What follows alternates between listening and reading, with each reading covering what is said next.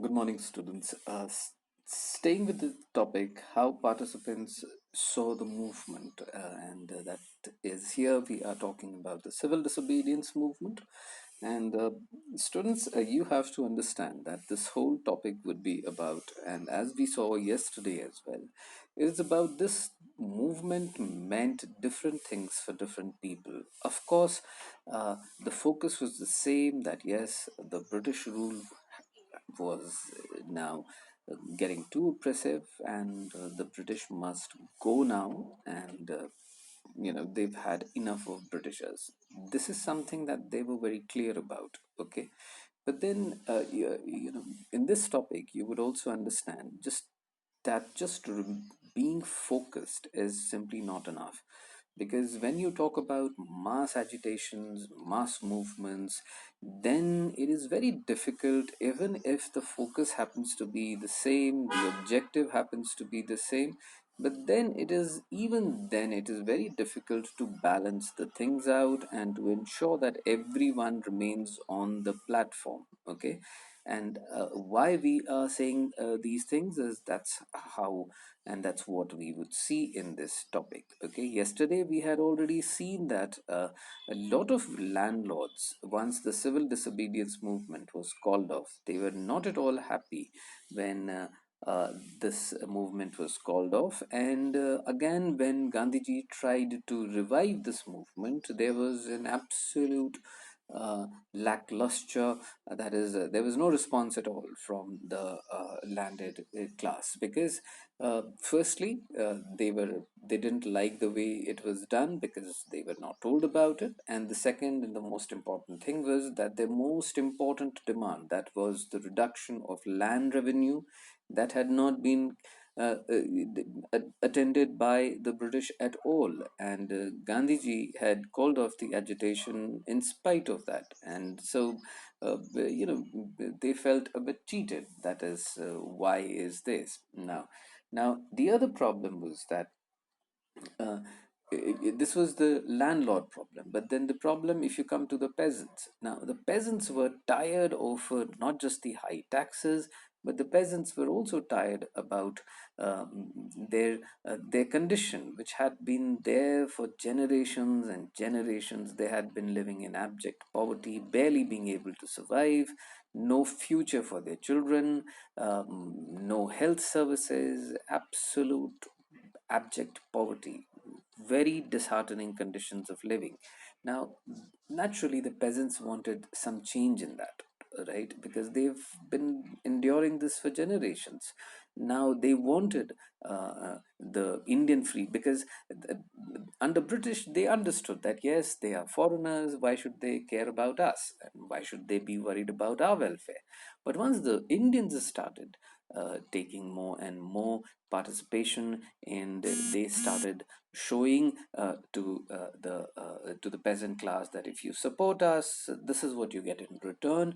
But the peasants felt that things were not happening enough, because the Indian political leadership, especially in the Congress, they were not putting the kind of pressure which they should have on the landlords and the jagirdars and the thakurs and the zamindars, and the peasants felt that not enough was being done, and they were right about it. And the reason for that is that Congress used to get a huge amount of funding and donations, and great amount of backing and patronization from these very landlords and the rich businessmen who used to own huge tracts of land. Now, it was very difficult for then Congress, and as I had told you yesterday, that it is very difficult to run mass movements without financial funding, right? Because how can you? Because if you have to mobilize thousands of people, and in this case lakhs of people, you need resources, you need money. Now, you just cannot ensure all that kind of participation at the ground level only through slogans and only through speeches. You need to mobilize people, and for that you need money. And Congress could not have antagonized and could not have afforded to alienate this landed class, because you have to understand that industrialists constituted a very, very limited percentage of Indian population at that point in time. There were very few, because 80% to 85% of the business class was still around agriculture. One way or the other, they were about agriculture. Okay, even if they were into cloth manufacturing, then again it has to be about cotton, and one way or the other, if you talk about sugar mills, then again it is about sugarcane. So you couldn't have, Congress could not have alienated this. And continuing with this problem, which or the dilemma which Congress had, we continue with this topic. This is a very important topic, students, and it really is an eye opener as to how, even today, for that matter, even if you have the focus remains the same, everyone wants the same thing, the objective is the same, but when you take diverse groups on board, how difficult it is to balance the interests. Okay, now, what about the what about the business classes? How did they relate to the civil disobedience movement? Now, during the First World War, Indian merchants and industrialists had made huge profits. Uh, and become very powerful. Keen on expanding their business, they now reacted against colonial policies that restricted business activities. Now, students, you have to understand that during the First World War, the British did not have any time rather, to pay attention to the micro affairs of India, because they had to win the war in Europe. If had they lost England, their own mother country, all these colonies would have meant nothing. Because if your base is gone, then the root is gone, then the branches mean nothing, however big the size of the tree might be.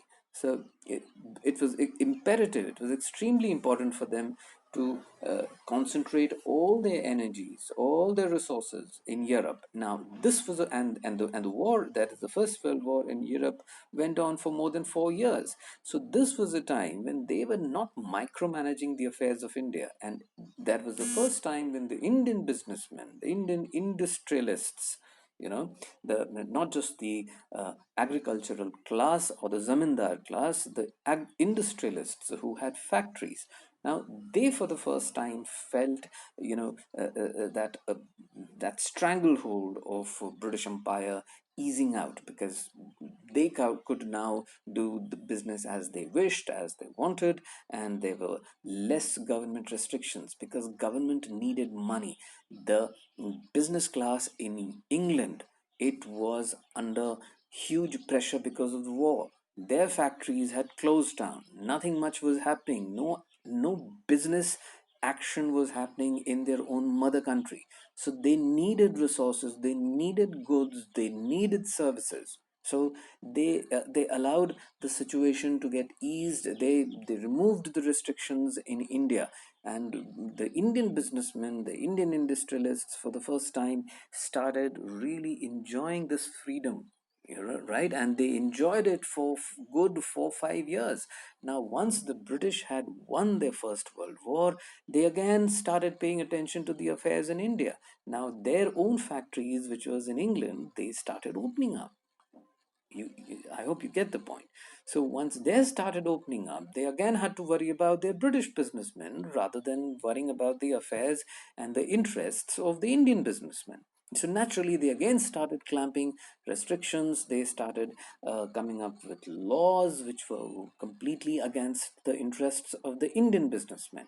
Now, this is something which the Indian businessmen, after getting used to a certain amount of liberty, after getting used to greater profits, after getting used to all this independence, suddenly they found, after 5 6 years, the again status quo which existed before the First World War broke out. This was again something which was detested and hated by the Indian businessmen. So that was the reason for them to support the civil disobedience movement.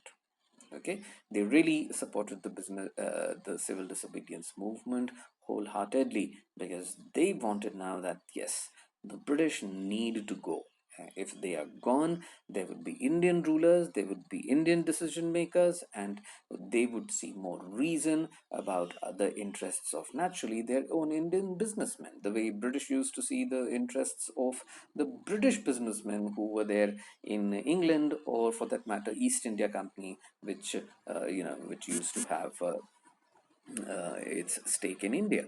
So naturally, so the Indian businessmen similarly felt that yes, yeah, if we have this Indians ruling in India, then things would be much better. And to organize their business interests, as it is written here, they formed the Indian Industrial and Commercial Congress in 1920, and the FICCI, which is there even today, students, which is a confederation of Indian Chamber of Commerce and Industries. It is there very much, and they have a huge office in New Delhi, led by the prominent industrialists like Purushottam Thakurdas and Ghanshyam Das Birla. The industrialists attacked colonial control over the Indian economy and supported the civil disobedience movement when it was first launched. They gave financial assistance and refused to buy or sell imported goods. Most businessmen came to see Swaraj as a time when colonial restrictions on business would no longer exist and trade and industry would flourish without constraints. But after the failure of a roundtable conference, business groups were no longer uniformly enthusiastic. They were apprehensive of the spread of militant activity and worried about the prolonged disruption of business. Now, students, as Mahatma Gandhi had called this off without taking anyone into confidence, there was definitely a great amount of disquiet, and the decision was surely very unpopular. But there was something else which was troubling the industrialists and businessmen of India, and for the reason why they did not support the civil disobedience movement, which we shall see tomorrow. Thank you.